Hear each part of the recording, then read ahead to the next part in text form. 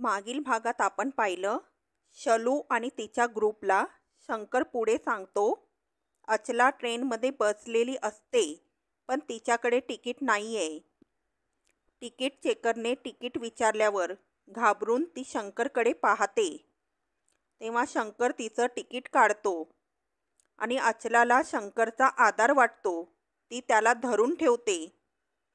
पण शंकर ती आपल्या फायद्याची आहे याचा अंदाज घेतो आणि ती आपण सांगू तसं करणारी आहे याची खात्री पटल्यावर तिला सोबत घेऊन जायचं ठरवतो. घरी जायचं नसेल, हॉटेलात राहायचं असेल तर पैसे पाहिजेल असं सांगून उतरल्यावर शंकर तिची चेन मागून घेतो. अंगठी त्याने ट्रेनमध्येच काढून घेतलेली असते. ते दोन्ही विकून त्या पैशात तो 10 दिवसांसाठी लॉजमध्ये शंकर गौरा नावाने एक रूम बुक करतो. आपण दोघं नवरा बायको आहोत आणि आजपासून तू शंकरची गौरा आहेस. आता तुला कोणीच ओळखणार नाही असं शंकर अचलाला सांगतो. खुश होऊन अचला तो सांगेल तसं वागायला तयार होते. त्याचा फायदा घेऊन शंकर तिचे दागिने काढून घेतो. रोज तिच्यावर शारीरिक अत्याचार करतो आणि पुढे सुद्धा फायद्याची असल्यानं तिला बायको म्हणून गावात न्यायचं ठरवतो. अचलाला बायको म्हणून गावात न्यायची असल्यानं लॉज सोडण्यापूर्वी तिच्यासाठी कपडे आणि काही सामान आणायला तो मार्केटमध्ये जातो. आता ऐकूया पुढे. अवघड वाट निसरडी वाट या शब्दातच तोल जाण्याचे संकेत मिळतात आणि अशा परिस्थितीत भल्या भल्यांचा असा तोल जातो सुद्धा. शरीराचा तोल गेला तर सावरता येतो, नंतर निग्रहानं ती वाट टाळता येते. पण मनाचा तोल ढळलेला माणूस घसरतच राहतो. शंकर सांगत होता ते ऐकल्यावर समजत होतं शंकर अचलासाठी एक निसरडी वाट ठरला होता. तो आडवाटा ढुंडाळणारा बिलंदर गडी होता आणि त्याचा हात धरलेली अचला स्वतःचा तोल सांभाळायला असमर्थ होती.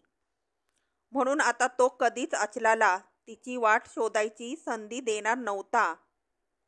फायदा असेपर्यंत तरी शंकर अचलाचा हात सोडणार नव्हता आणि अचला शंकर नेईल तिकडे जाणार होती तशी गेलीच होती. अचलाचं भरकटलेलं मन आणि विस्कटलेलं आयुष्य शंकर नेल तिकडे चाललं होतं. तो सांगेल ते मानत होतं. आता शंकरच्या आधाराशिवाय अचला एक पाऊलही टाकू शकत नव्हती आणि शंकरला हेच हवं होतं. शंकर वादळ होऊन अचलाच्या जीवनात आला होता. त्याने तिची करायची तेवढी नासधूस केली होती. तो तिचा आधार होता, पण फक्त शरीराला. मनाची एकाएकी मोडतोड चालूच होती. मनाला सावरायला उसंतच मिळत नव्हती. शंकर ती देत नव्हता. शंकरच्या आवेगानं ती पार भोवंडून गेली होती आणि अजून तरी शंकर शिवाय तिच्याकडे दुसरा पर्याय नव्हता. आतापर्यंत शंकरकडून जे ऐकलं होतं त्यावरून शंकरने पुढे जे सांगितलं ते अगदीच अनपेक्षित नव्हतं. तरीही ऐकल्यावर धक्काच बसला. अचलाने नेसलेल्या कपड्यांनिशी घर सोडलं होतं. तिच्याकडे दुसरे कपडे नव्हते आणि तिला ते मागायचं भानही नव्हतं. मुळातच अस्थिर मनस्थिती, त्यात सगळी अचानक बदललेली परिस्थिती. समोर दुसरा मार्गच नाही. जे आहे ते तसं स्वीकारायचं एवढं समजत होतं तिला. शंकरने मुद्दामच अचलाला कपडे घेतले नव्हते.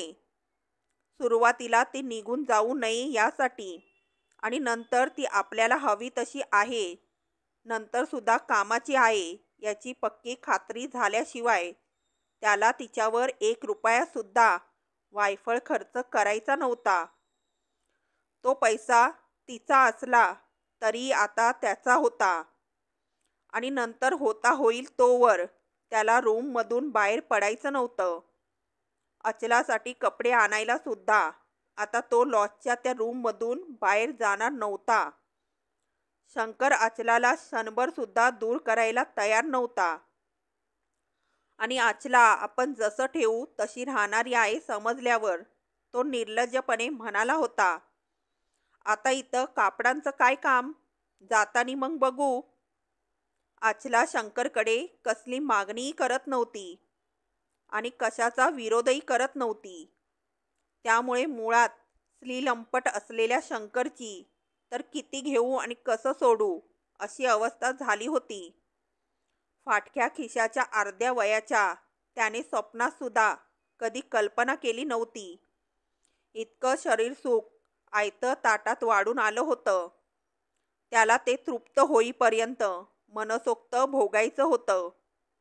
उद्या रूम सोडावी लागणार होती. म्हणून नाईलाजाने आज तो बाहेर पडला होता. आणि मुंबईहून नवीन लग्न करून आणलेली बायको म्हणून अचलाला गावात घेऊन जायचं होतं. म्हणून तिला 2 चांगले कपडे घेणार होता. नाहीतर लोकांना वेगळा संशय आला असता. गावात तशी त्याची लफडेबाज म्हणून ओळख नव्हती. कपडे अचलाच्याच पैशातून घ्यायचे होते. पण त्यालाच आणायला लागणार होते. अचला एकटी खरेदीला जाऊ शकत नव्हती. आणि तो तिला आपल्यासोबत बाजारात घेऊ जाऊ शकत नव्हता. उगाच कोणी ओळखीच्याने दोघांना एकत्र पाहिलं तर गावभर बोबाटा होणार होता. आणि एका मुलीला लॉजवर ठेवली हे कळलं असतं तर मग लोकांना त्याने तिला मुंबईहून पळून आणली असं वाटणार होतं. तसं लॉजवर अचलाला एकटं ठेवून जायला धीर होत नव्हता. म्हणून त्याने नेलीही असती तिला पण सोबत नेऊन तसा काहीच उपयोग झाला नसता. दुकानात नेल्यावरही तिची ती कपडे घेईल अशा मनस्थितीत नव्हतीच. मग उगाच लोकांचे लक्ष गेलं असतं. म्हणून तो एकटाच गेला होता. शंकर कपडे घ्यायला गेला होता खरा, पण त्याला फक्त साड्या घ्यायची माहिती होती. अचलासाठी आतले कपडे सुद्धा घ्यावे लागणार होते. आणि आजवर कधी तो बायकोसोबत सुद्धा तसले कपडे घ्यायला बाजारात गेला नव्हता. त्यामुळे त्याविषयी त्याला काहीच माहिती नव्हती. अचलाला विचारून घ्यावं तर ती काही सांगण्याच्या परिस्थितीत होती कुठे. आता बाजारात फिरूनच दुकान शोधावं लागणार होतं. आणि बायकांच्या कपड्याच्या दुकानात ओळखीच्या कोणी पाहिलं तर काय सांगायचं हाही प्रश्न होताच. कसं तरी करून जमवावं लागणारच होतं. मनातल्या मनात प्रश्न उत्तराची जुळवणी करत शंकर बाजारात पोचला. शंकर आधी एका फॅशनेबल साड्यांच्या दुकानात गेला. तिथे त्याने मुंबई फॅशनची 2 थोडी स्वस्तातली पातळं घेतली. 2 परकर घेतले. आणि तेव्हाच त्यांना बायकाच्या आतल्या कपड्यांचे दुकान कुठे आहे हे विचारून घेतलं. सांगितलेल्या दुकानात शंकर गेला तर दुकान नुकतंच उघडत असल्यानं दुकानात गिराईक नव्हतं. मुख्य म्हणजे दुकानात कोणी बाई माणूस नव्हतं. शंकरला अचलाच्या कपड्याचं पक्कं माप माहीत नव्हतं. तिथलेच काही कपडे पाहून अंदाजाने त्याने एक जोडी घेतली होती. आता फक्त ब्लाऊजचा प्रश्न होता, कारण आता ब्लाऊज शिवून घ्यायला वेळ नव्हता. त्याने साड्याच्या दुकानात रेडीमेड ब्लाऊज मिळतात का त्याची चौकशी केली होती. तेव्हा तिथे त्याला कळलं होतं की ब्लाऊज पीस मिळतात त्या दुकानात कापड घेऊन दिलं तर त्यांच्याकडे जास्तीची शिलाई घेऊन 2 तासात अर्जंट ब्लाऊज शिवून देणारे लेडीज टेलर आहेत. ज्या दुकानात कापड घेतलं असेल तिथेच टेलरकडून परस्पर शिवून देतात. फक्त ब्लाऊजचं माप द्यावं लागेल. पण शंकरकडे मापाचा ब्लाऊज नव्हता. अचलाकडे तो एकच ब्लाऊज होता आणि आता तिला तोच घालावा लागला होता. त्याने दुकानदाराला मापाचा ब्लाऊज नसल्याचं सांगितलं तेव्हा तो फक्त छातीचं माप असेल तरी ब्लाऊज शिवून मिळेल असं म्हणाला. पण शंकरला तेही माहीत नव्हतं. पण त्याला आठवलं, त्याने दुकानात अंदाजाने ब्रेसर घेतली तेव्हा ती देणाऱ्याने पैसे घेणाऱ्याला फुल कप 32 असं ओरडून सांगितलं होतं. म्हणजे 32 छातीची साईज असणार हे त्याच्या लक्षात आलं. ताबडतोब दुकानदाराला त्याने छाती 32 सांगून टाकलं आणि साडीला मॅचिंग कापड घेऊन त्याच्याकडेच ब्लाऊज शिवायला टाकले. पण ब्लाऊज 2 तासांनी मिळणार होते. तोवर तो सराफ बाजारात फिरून अचलाच्या सगळ्या दागिन्यांचे किती पैसे मिळतील याचा अंदाज घ्यायचा ठरवून शंकर सराफ बाजारात गेला. 4 बांगड्या आणि मंगळसूत्र असा 8 तोळ्याचा ऐवज होता. सगळीकडे फिरून 2-4 ठिकाणी चौकशी केली. 25-26 हजाराच्या वर मिळणार नव्हते. पण नंतर दिवाळीत सोन्याचा भाव जरा वाढल्यावरती 1,000पर्यंत मिळाले असते असं समजलं. त्याने दिवाळीपर्यंत थांबायचं ठरवलं. तिथे जरा फिरून त्याने अचलासाठी 2 रुपयाचं एक साधंसं डोरलं, पावडर, टिकल्या, केसांची क्लिप, तिचे कपडे ठेवायला बॅग अशा किरकोळ वस्तू खरेदी केल्या. त्या घेऊन तो ब्लाऊज घ्यायला दुकानात गेला आणि तिथेच पुरता फसला. मनस्थिती आणि परिस्थिती याचं जगण्याला आधार. आयुष्यभर सगळी धडपड असते ती त्यांचा ताळमेळ राहावा म्हणून. दोघात शक्य असतं तेव्हा जीवन सुंदर असतं. पण दोघात वाद झाला की जीव त्रासून जातो. सगळं ठरवल्याप्रमाणे चाललं आहे या आनंदात शंकर ब्लाऊज घ्यायला दुकानात पोहोचला. तर गेल्या गेल्या काही विचारण्या अगोदर त्याला दुकानदारानं सांगून टाकलं, ब्लाऊज आलेले नाहीत. तुम्हाला अजून 10-15 मिनटं थांबावं लागेल. टेलर येतोय ब्लाऊज घेऊन. आत्ताच त्याचा फोन आला होता. शंकरला अजून कुठे बाहेर फिरणं शक्य नव्हतं. आता बाजारात गर्दी असणार होती. कोणी ओळखीचं भेटलं तर पंचायत झाली असती. तो दुकानातच बसून राहिला. पण अर्धा तास उलटून गेला तरी टेलर आला नव्हता. शंकरला अचलाची काळजी होती, कारण पहिल्यांदाच तो तिला असा एकटीला सोडून बाहेर आला होता. ती तिकडे कशी असेल काही माहीत नव्हतं. तो दुकानदारावर भडकला, काय राव तुम्ही पण? 15 मिनटं म्हणताना अर्धा तास उलटला तरी टेलरचा पत्ता नाही. कधी येणार कधी तुमचं टेलर? नाहीतर मला ॲड्रेस द्या बघू. मी स्वतः जातो त्याच्याकडे ब्लाऊज घ्यायला. तोच मागून आवाज आला, दाजी तुम्ही हाय व? तरी मी म्हणलं, आता लगीन सराई सरलेली, कसला सण बी नाही आणि पावसा पाण्याचा एवढा अर्जंट इथंच कापड घेऊन जादा शिलाई देऊन ब्लाऊज शिवून घेणार कोण हाय तरी कोण? आणि ते बी नुसतं छातीचं माप सांगून. त्या आवाजाने शंकर चपापला. आवाज मदनचा होता. त्याच्या खोचक बोलण्याने आणि गडगडाटी हसण्याने तर शंकरला घामच फुटला. आणि त्याला कारणही तसंच होतं. मदन शंकरच्या बायकोचा चुलत भाऊ म्हणजे त्याचा मेवणा होता. मदन लेडीज टेलर होता आणि त्याने इकडे स्टेशन जवळच्या मार्केटमध्ये गाळा घेऊन दुकान टाकलंय असं बायकोने त्याला अलीकडे कधीतरी सांगितलंही होतं. पण अचलाच्या नादात शंकर ते विसरून गेला होता. शंकरच्या बायकोचे ब्लाऊज मदनकडे शिवायला येत होते आणि आत्ताचे ब्लाऊज त्या मापाचे नव्हते.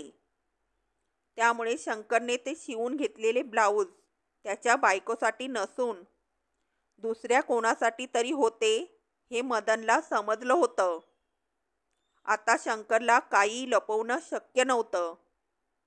मदनने शंकरला रंगेहात पकडलं होतं. मदन 25 वर्षाचा, रुबाबदार, रंगेल तालेवार गडी होता. शिवाय अजून बिनलग्नाचा होता. त्यात लेडीज टेलर म्हटल्यावर सतत बायकांमध्ये वावर. मदन बायका पोरांना फूस लावून नादी लावण्यात एकदम माहीर होता. पण शंकरचं तसं नव्हतं. तिकडे मुंबईत तो काही करत असला तरी इकडे गावात लोकांना ते माहीत नव्हतं. शिवाय इथे बायको आई होती. आणि मदनला समजलं तर अचलाचं प्रकरण पार त्याच्या सासरवाडीपर्यंत जाऊन पोचणार होतं. उद्या तो अचलाला घेऊन गावाला जाणारच होता आणि मी लग्न केलंय असं सांगणार होता. पण त्याआधी त्याने तिला 10 दिवस लॉजवर ठेवलेली होती हे कोणाला कळायला नको होतं. आणि आता मदन लॉजवर आला तर त्याला ते समजणार होतं. शंकरने मदनला कसंबसं दुकानाबाहेर काढलं आणि दागिन्याची गोष्ट सोडून सगळा प्रकार मोडून तोडून सांगितला. अचलाला तो आधीपासून ओळखत होता हे सुद्धा त्याच्यापासून लपवून ठेवलं. अचला त्याच्या ट्रेनमध्ये भेटली. डोक्याचा प्रॉब्लेम असल्यामुळे मदत म्हणून त्याने तिचं तिकीट काढलं. पण नंतर तीच त्याच्यासोबत आली अशी नवी स्टोरी बनवली. मूलबाळ नसण्याने तिला बायको करून गावाला ठेवता येईल म्हणून आणली. पण त्याआधी कशी काय वागते, जवळ घेऊ देते का नाही ते बघण्यासाठी आज लॉजवर ठेवली होती असंच सांगितलं. उद्याच गावाला निघतोय म्हणून तिच्यासाठी सामान कपडे घेतले हे सुद्धा सांगून टाकलं. पण मदन इतक्या स्वस्तात पटणारा गडी नव्हता. शंकरचं सगळं ऐकूनही त्याच्यावर त्याचा काही परिणाम झाला नाही. त्याने सरळ त्याचा प्रस्ताव ठेवला.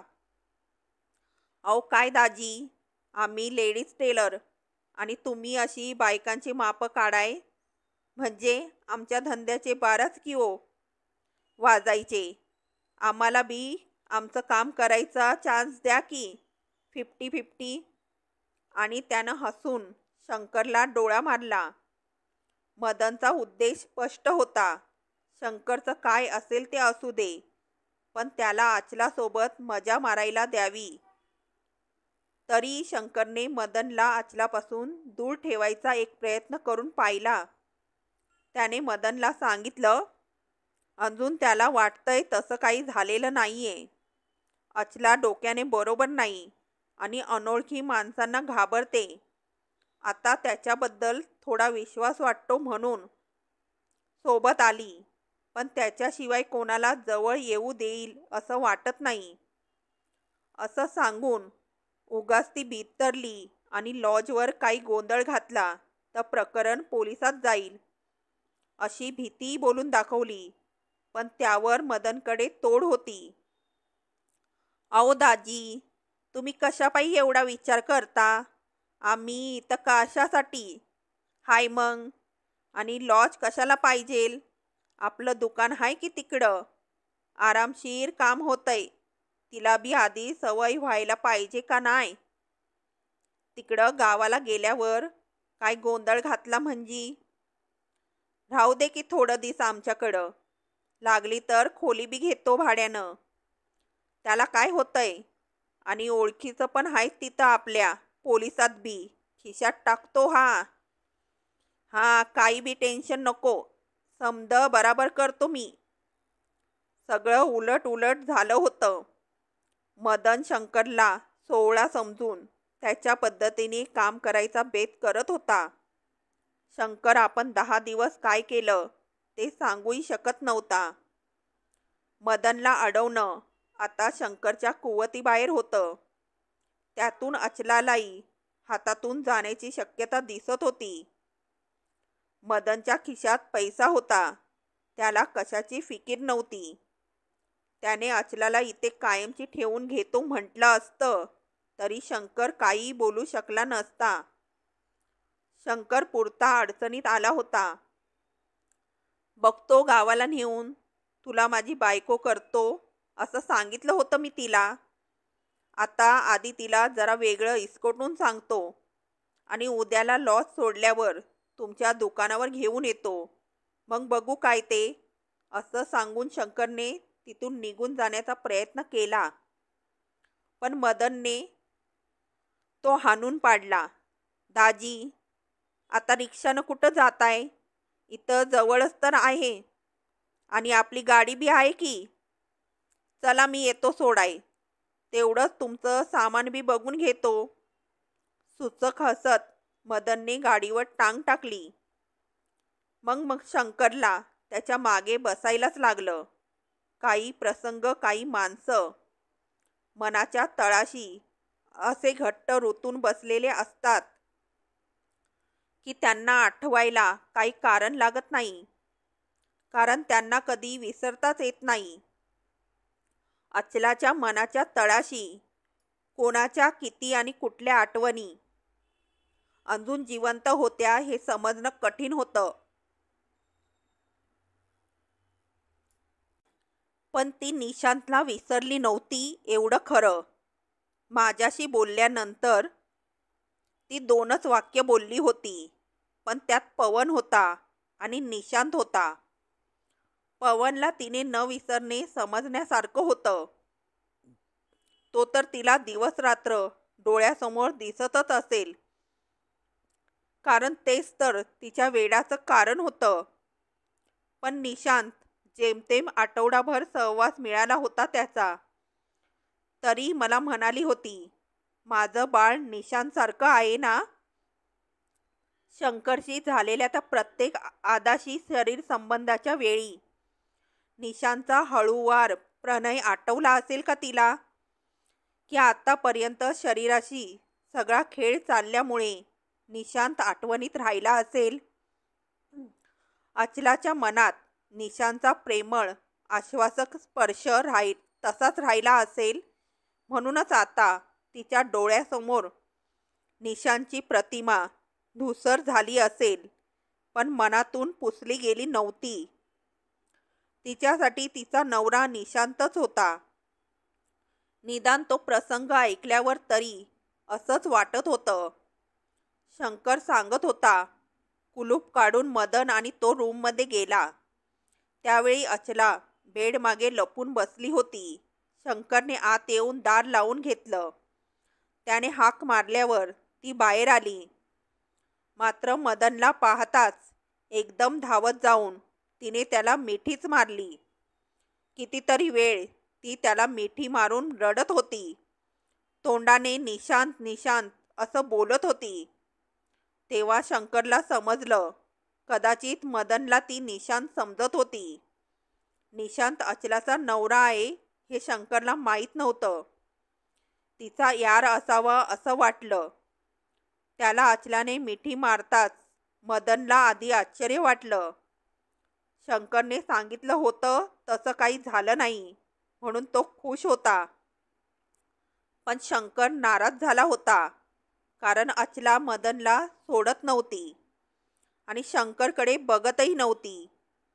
मदनने तिला तसंच जवळ धरून ठेवत बेडवर बसवलं. तो या खेळात माहीर होता.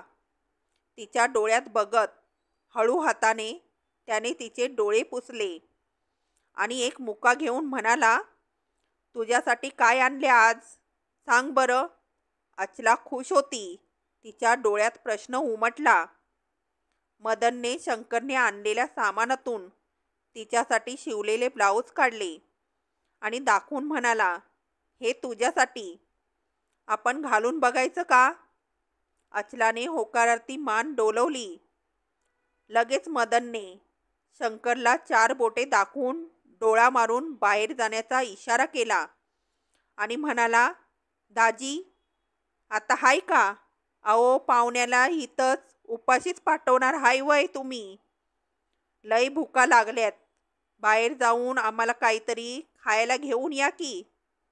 आणि अचलाकडे बघून म्हणाला, राणी सांग तुला काय खायचं. बिर्याणी मागवायची का आणि आईस्क्रीम पाहिजे. अचला डोळे विस्पारून त्याच्याकडे बघून आईस्क्रीम आईस्क्रीम बोलत टाळ्या वाजवायला लागली.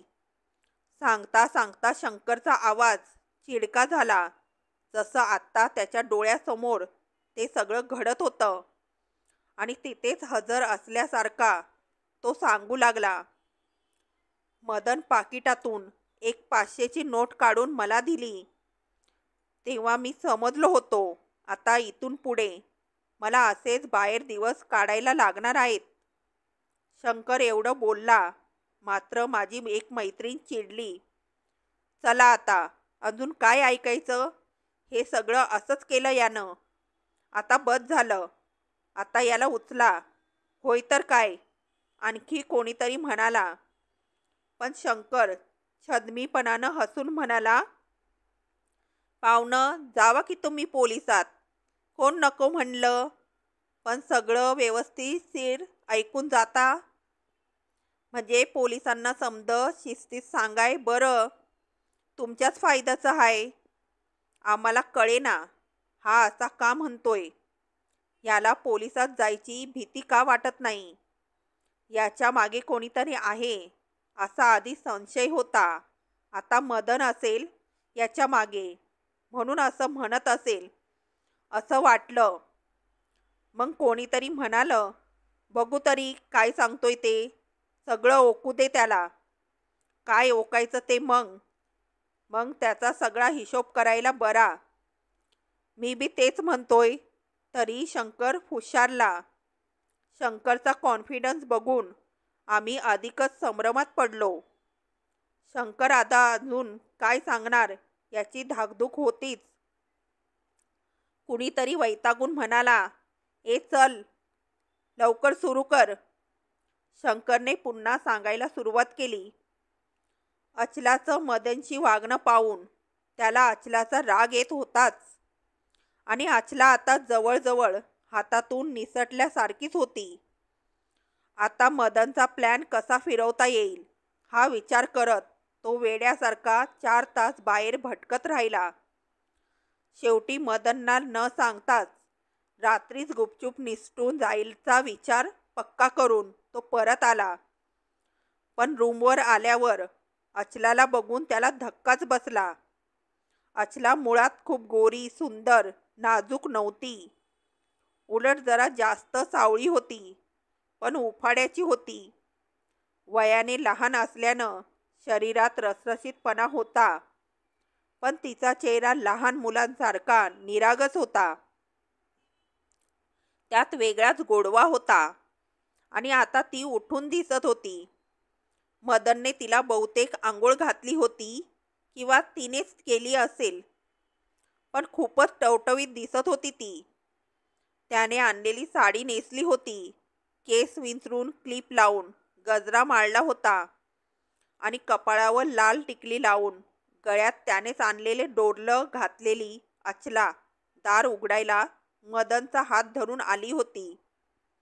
तेव्हा तिला बघून ही आधीची तीच अचला आहे का अशी शंका वाटावी इतकी ती सुंदर दिसत होती. मदन अचलाच्या वयाला शोभेल असाच होता आणि आता तिच्या आनंदाचं कारणही झाला होता.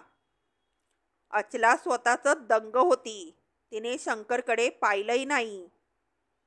मदनही दार उघडल्यावर शंकरकडे जराही लक्ष न देता आला तसाच अचलाचा हात धरून मागे गेला आणि तिच्यासोबत बेडवर जाऊन बसला.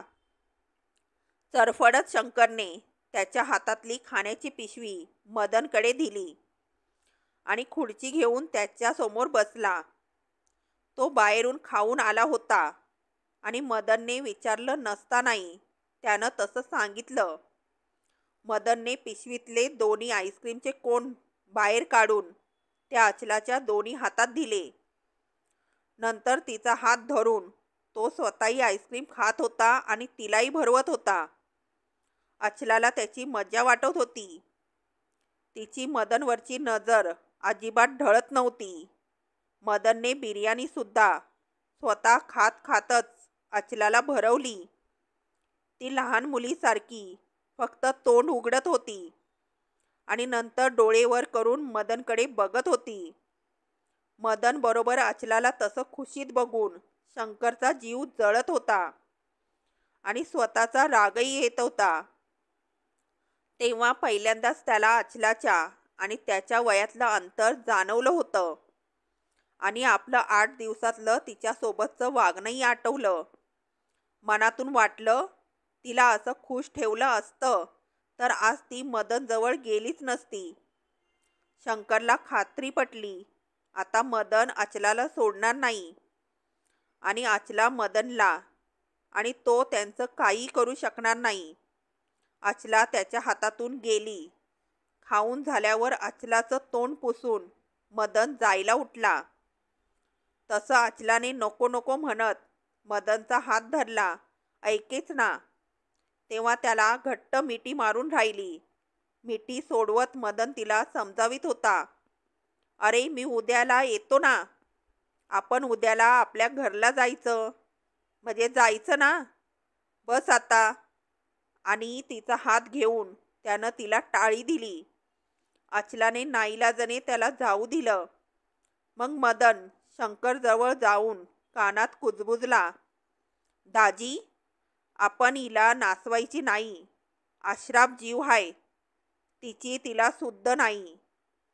तिला तिच्या घरला पाठवायची. मी बघतो कसं काय करायचं ते. काय होईल अचलाचं? बोलल्याप्रमाणे मदन अचलाला तिच्या घरी घेऊन जाईल का? जाणून घेण्यासाठी ऐकत राहा आय लव्ह